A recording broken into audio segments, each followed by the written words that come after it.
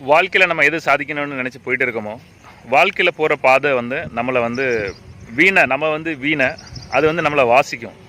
அது வந்து நமக்கு டியூன் போட்டு கொடுக்கும், நம்மளை வந்து மெழுகற வைக்கும். ஒரு சிலை, அந்த சிலையை வந்து அது செதுக்கும். ஏன்னா நம்ம எதை நோக்கி போகிறோமோ அப்போ அதில் நிறைய விஷயங்கள் நம்ம மாற்ற வேண்டியிருக்கும். நம்ம கல்லில் நம்ம உருவம் அமைக்கணும், வேண்டாத பார்ட்ஸ் எல்லாம் எடுக்கணும் இல்லையா? அப்போ தான் ஒரு அழகான உருவம் வரும் கல்லில்.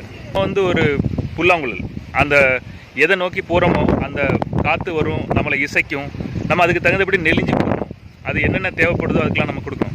இந்த எதை நோக்கி போகிறீங்களோ அதுக்கு என்னென்ன விஷயங்கள் தேவைப்படுமோ அதை நோக்கி போங்க.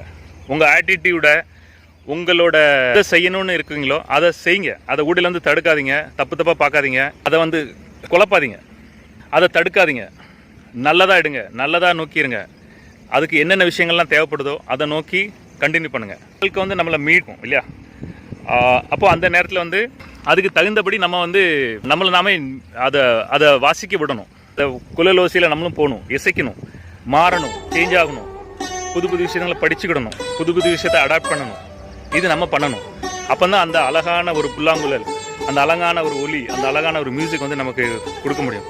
இல்லை நான் வளைய மாட்டேன், நான் சேஞ்ச் பண்ண மாட்டேன், நான் இப்படி தான் இருப்பேன், அல்லது எல்லாத்தையும் தப்பாக எடுத்துக்கிடுவேன் அப்படின்னாங்கன்னா வாழ்க்கையை வந்து சொதச்சிடும்.